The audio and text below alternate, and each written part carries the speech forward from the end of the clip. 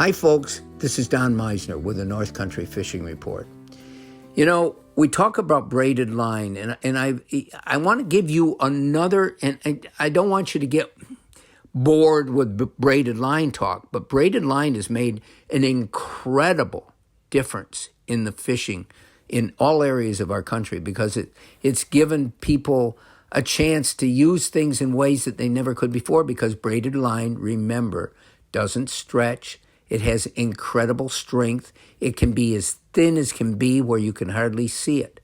But there's negative aspects to it, and I wanted to talk to you about that. If you have braided line, it will cut into, it will sort of tangle into obstructions that monofilament or other type of lines might not tangle into. And so, for instance, when I'm fishing in our tributaries, I have to be very careful because since I've been using braided line, I snag so much more. And I think the reason is you bring that through and along the bottom, that line, because it's so thin and it has such a different characteristic, it will wrap into or get pulled under different obstructions, and it can really make a difference. You know, I talked about how my buddy that fishes crappies, Mike Bean, had told me that by using 4-pound braided line, it really makes a huge difference. The fish don't see it. It's so thin, and you can feel every tiny little strike. However, it is so susceptible to being cut, as strong as it is. And people think, oh my goodness, if you take, let me give you an example. You take 15-pound test braided line, and you get a snag, and you try to pull your lure out of the snag, that'll actually cut your hands as you pull it, and you pull as hard as you can, and you can't break it.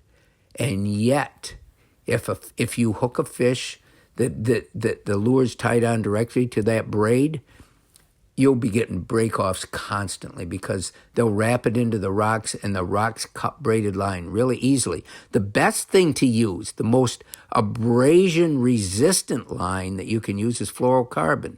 And we've talked about this. Every line has its advantages and disadvantages. Fluorocarbon sinks, whereas monofilament floats. So depending on the type of fishing you're doing, choosing which one of those two can make a big difference. Fluorocarbon is invisible under the water, or so anglers say, and monofilament really shows up and reflects light and so forth. And the fluorocarbon is a lot less pliable. So it's really difficult if you spool your whole reel, spinning reel with fluorocarbon.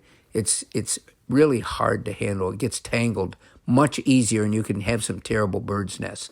But if you use fluorocarbon as a leader, if you tie it onto the braid and then use, let's say, 6 feet, or not 6 feet, maybe 2 feet of fluorocarbon as a leader, it can make all the difference in the world because remember, it's still not going to look like monofilament. The fish won't see it as easily. It's going to sink down if those fish are down there, and it's going to be much stronger in resisting the fraying that takes place with both mono and braid. So again, lines can be so critical, and I think it's important for you to realize that. And I'm learning about this all the time. Each time I go fishing, hopefully I learn something new. Until next time, folks, this is Don Meisner with the North Country Fishing Report.